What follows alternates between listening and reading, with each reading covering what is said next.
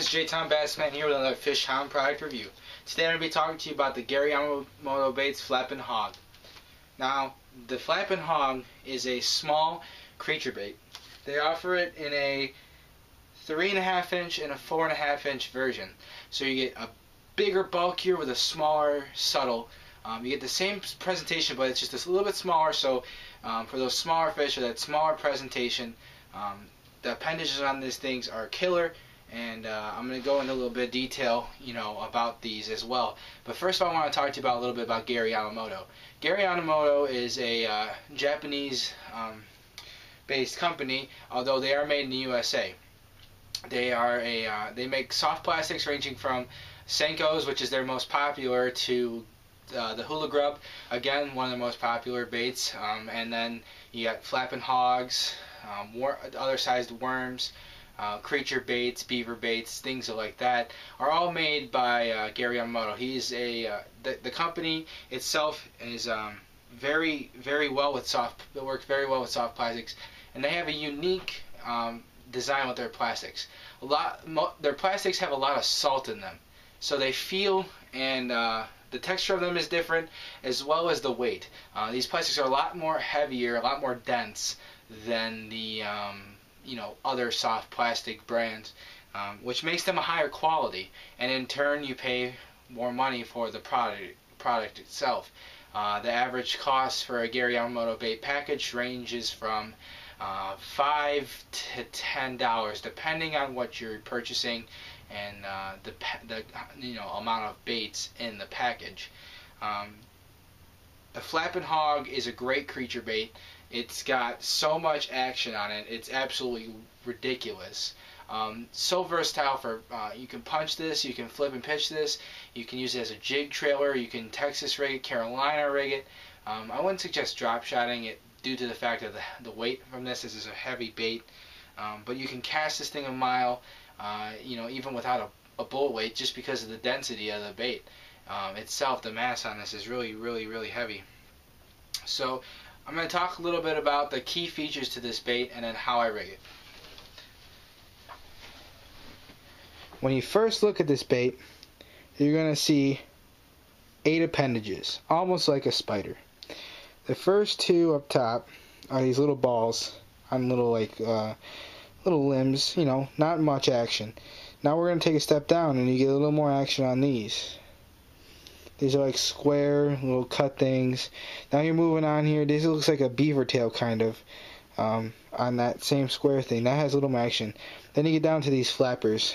These are thinner material, so they catch a lot of bait. They're almost like claws, crawfish imitating bait, and that's exactly what this is going for. So again, 8 appendages on the bait in total. It's somewhat of an alien looking bait.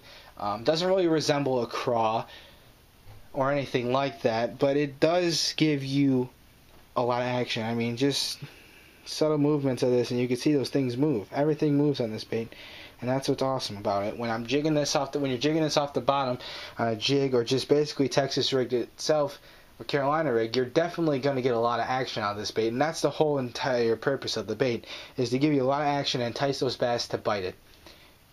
The Flappin Hog is going to do that for you. Again, 3.5 inches, also comes in a 4.5 inch model. Fish Hound carries the 3.5, and they carry it in multiple colors. The 2 colors I have are watermelon seed and green pumpkin black flake. Those are the 2 best colors I find that work for my scenario for fishing. Scenario wise, I'm fishing dark stained water, and then they match the natural forage, which are browns and greens. And that's what I'm looking for, a crawdad imitator. That's going to get it for me. And this is great. It can be fished in ponds, lakes, rivers. Smallmouth enjoy this bait as well. And it's just a great, it's not as durable as, say, bruiser baits or some of the other products out there, but they are quality baits, guys. They don't last as long on the hook. 1 or 2 bites and they fall off. I suggest using screw locks on these. They do have enough base here. You can use a screw lock, and that's really going to save you some baits. Rigging wise, you can throw it on here's a 3/0 flippin hook. I'll thread this on here for you to show you what it looks like.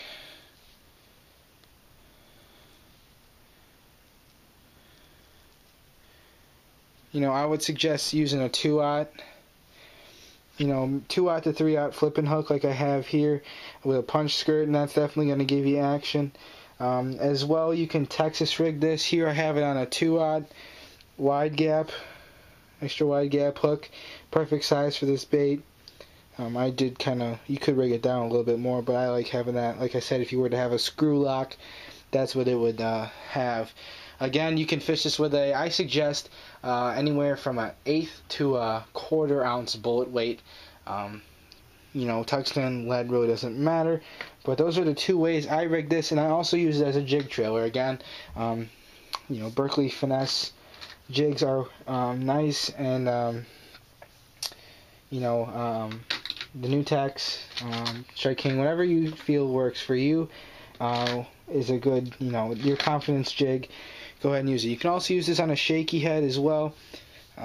It's a great shaky head bait because of the appendages. They're flapping around, so that's going to give you some action. But that's the main 3 ways I rig it. And this is an all-around, overall good bait. It's going to give you a good presentation. It can be fished all year round as a trailer on a jig. It's good. It's a good flipping and pitching bait. That's what I'm going to be using it for. So if you have any questions on the Gary Yamamoto Flappin' Hog or Gary Yamamoto or Fish Hound, feel free to ask. I can put them in the comments below, or personal message me, and I'd be happy to get those answers to you as soon as I can. I'm on YouTube usually every night, so you'll be hearing from me soon. Thanks for watching, guys, and as always, be safe fishing and have fun.